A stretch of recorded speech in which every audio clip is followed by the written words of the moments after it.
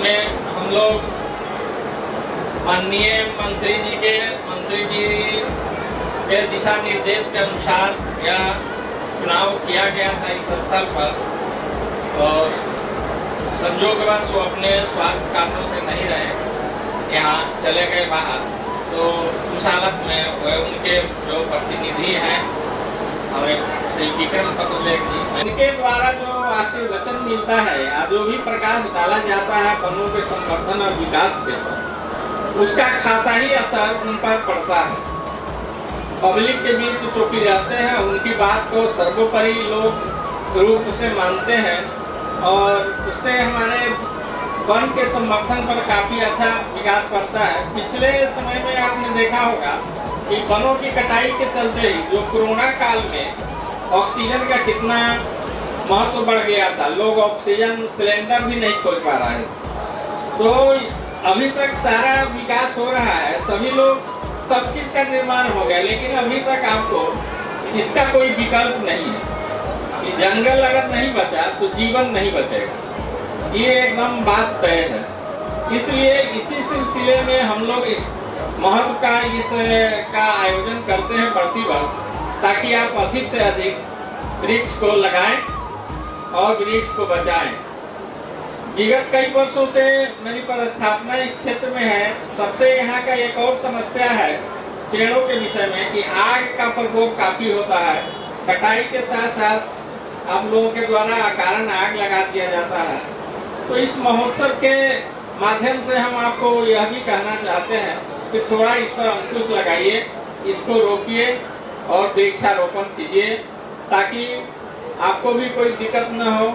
अब चूंकि वनों का जो क्षेत्रफल है उसको हमको हर हालत में बढ़ाना है, इस कारण वन भूमि के अलावे भी अभी आप देखिए आपके गांव के निकट हम नदी किनारे में जो भूभाग बचा हुआ है वहां हम वृक्षारोपण कर रहे हैं। अभी यह जो कार्यक्रम है आपका नदी तक वन रोपण के साथ ही इसके बगल में ही कर रहे हैं। फिर हम लोग इस कार्यक्रम की समाप्ति पर जाके कुछ वृक्षारोपण भी सांकेतिक रूप से करेंगे।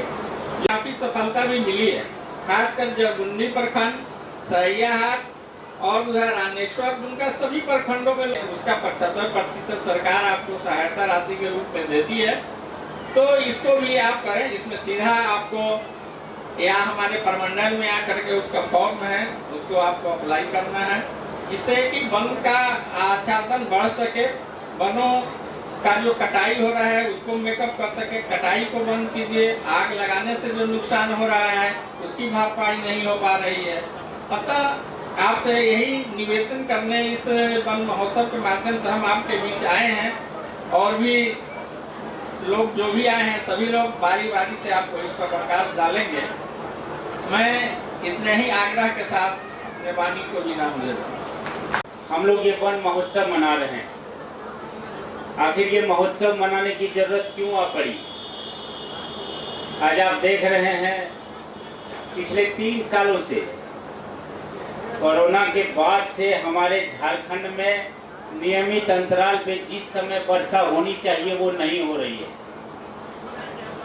अभी पूर्व के वक्ताओं ने बताया कि जब कोविड आया तो हमें ऑक्सीजन का महत्व समझ में आया, अस्पताल में ऑक्सीजन के सिलेंडर उपलब्ध नहीं थे, कितने लोगों ने अपने प्राण त्याग दिए। तो इन सभी चीजों का एक ही उपाय है, झारखंड में हमें जल जंगल जमीन बचाना ही होगा, नदियों को बचाना ही होगा। तभी इन तमाम जो प्राकृतिक आपदाएं हैं जिनका सामना देर बसे सवेर आप देखेंगे, न केवल झारखंड, आपने अभी देखा होगा हिमाचल में अतिवृष्टि से क्या हाल हुआ, उत्तराखंड बर्बाद हो गया। तो कहीं न कहीं हम अपने प्रकृति के साथ छेड़छाड़ करते हैं, जिसका नतीजा प्रकृति हमसे सूद समेत वापस लेती है।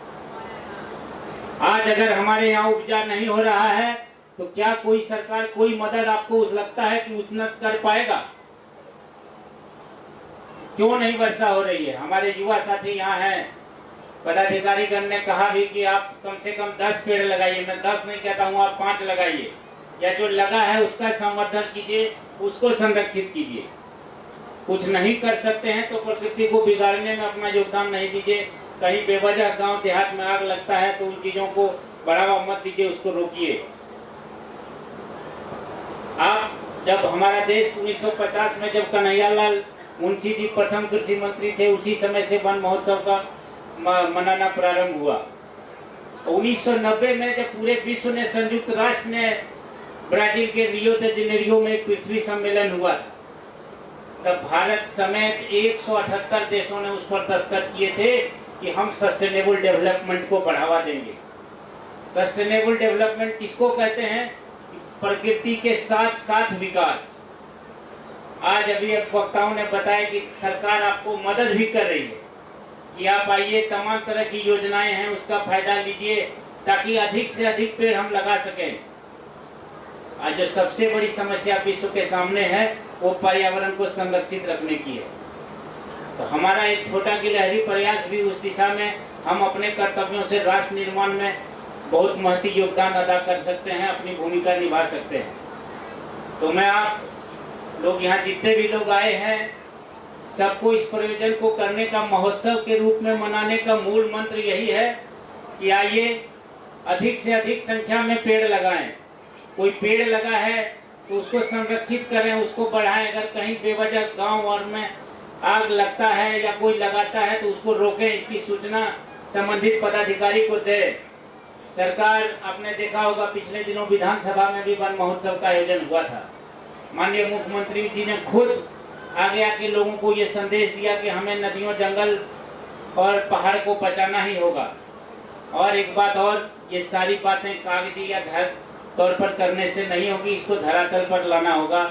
आइए हम सभी प्रण लेते हैं कि अपने स्तर से जैसे भी हो सकेगा हम वन और पर्यावरण के रक्षा और संरक्षण में अपना एक गिलहरी प्रयास भी ही सही, लेकिन करेंगे।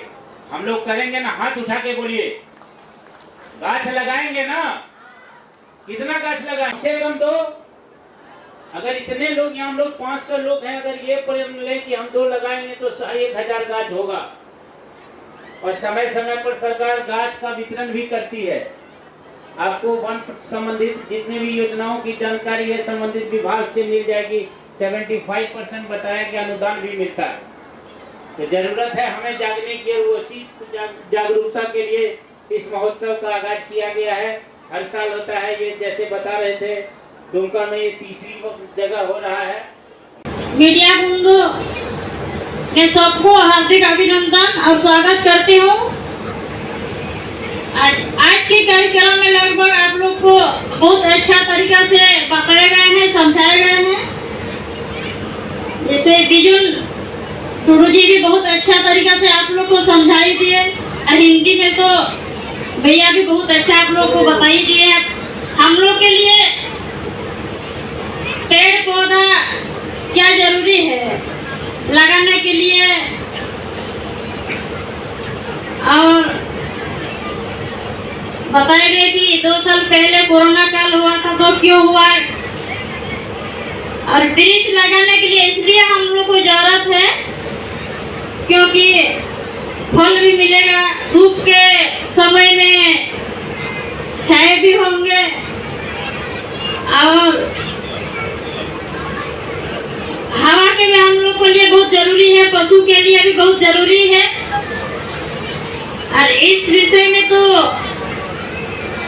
इस योजना को लाने के लिए हमारे मंत्री का देन है, वन विभाग के कर्मी को मैं और मंत्री महोदय को अपने हृदय से मैं धन्यवाद देती हूँ इस योजना को लाने के लिए।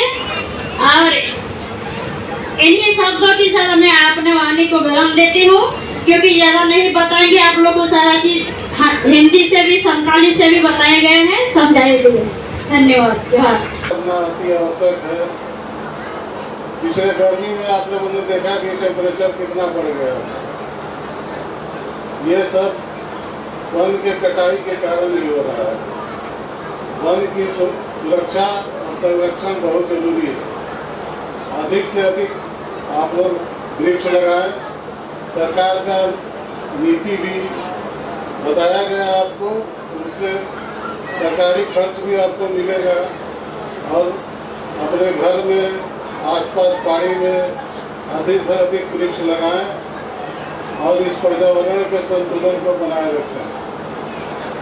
वनों से हमारी आपको बहुत फायदा होता है, जड़ी बूटी मिलती है, हमारे पशु का चारा मिलता है। अगर ये नहीं रहेगा हमारा जीवन सुरक्षित नहीं है। इसीलिए आप लोगों से आग्रह है कि आप सभी मिलकर अपने गांव या आसपास के जंगल को बचाएं और जंगल को बढ़ाएं, इसमें पेड़ से अधिक लगाएं। इसी आग्रह के साथ बहुत बहुत धन्यवाद।